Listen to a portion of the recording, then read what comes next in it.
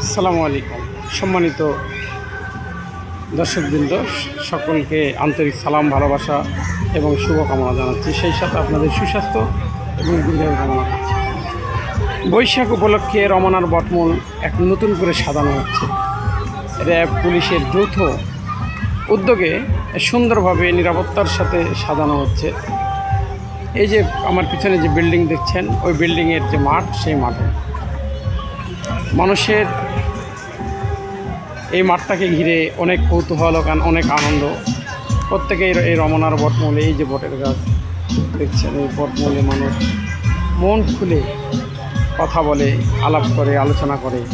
এবং সেই সাথে এই যে একটি বৈশাখে চৈত্রের শেষ বৈশাখকে গ্রহণ করার যে মানুষের আগ্রহ, বাঙালি সংস্কৃতি এদেশে ছড়িয়ে পড়েছে। তারা বাংলাদেশের বুকে এই বৈশাখ পালন করে অত্যন্ত আনন্দ নিয়ে এবং আনন্দে উদযাপন করে। এবং এই বৈশাখকে ঘিরে প্রত্যেকটা অফিস আদালতেও এক আনন্দ বয় আলাদাভাবে। কিন্তু আমাদেরকে চাপিয়ে দেওয়া হয় সবসময় অপসংস্কৃতি। এই বৈশাখ কীভাবে বরণ করতে হবে, বাংলা সালকে কীভাবে বাংলাদেশের সংস্কৃতিকে তুলে ধরা হবে, সেটা না করে এইখানে করা হয় পুরাপুরি একটি হিন্দুয়ানি সংস্কৃতিকে চাপিয়ে দেওয়া হয়।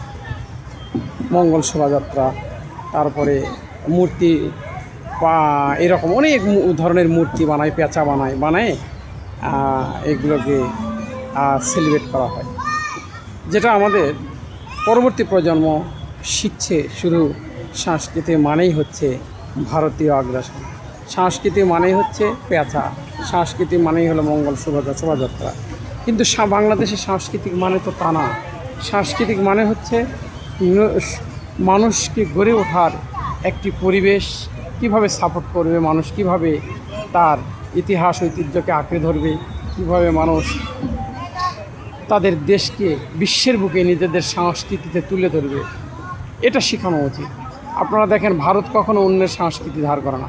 তারা নিজেদের সংস্কৃতির নাটকে, মঞ্চে, খেলাধুলায় সব জায়গায় একইভাবে চালিয়ে দেয়। আপনি দেখবেন, যখন পূজা চলে, যদি সে ভারতীয় ক্রিকেট বোর্ড বিশ্বের অন্য কোথাও খেলতে যায়, তারা সেখানেই সেলিব্রেট করে। ভারতীয় নাটকগুলো যদি হয়, এই নাটকগুলো দেখবেন যখন দুর্গাপূজা আসছে, নাটকের ভিতরেই দুর্গাপূজার অনুষ্ঠান ঢুকে যায়।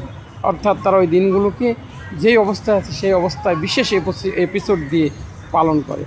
অথচ বাংলাদেশের মানুষ ভারতীয় আগ্রাসন, ভারতীয় যে সংস্কৃতি, যেটা হলো হিন্দুয়ানি সংস্কৃতি, এই 99% মুসলমানের দেশে সেটা এমনভাবে ধারণ করা হয় যে বাংলাদেশের একমাত্র সংস্কৃতি হচ্ছে হিন্দুয়ানি সংস্কৃতি।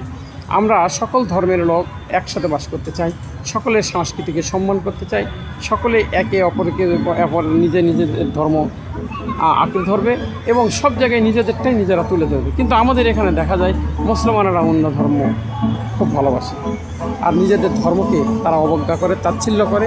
নিজেদের ধর্মের লোকদেরকে এই ধরনের জুব্বা পরে থাকে, টুপি করে থাকে, তাহলে তাদেরকে চাপিয়ে দেয় যে এটা জঙ্গি। এটাই আমাদের আফসোসের বিষয়।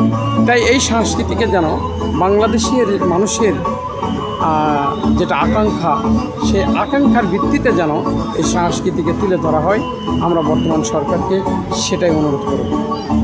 আসসালামু আলাইকুম ওয়া রাহমাতুল্লাহি ওয়া বারাকাতুহু।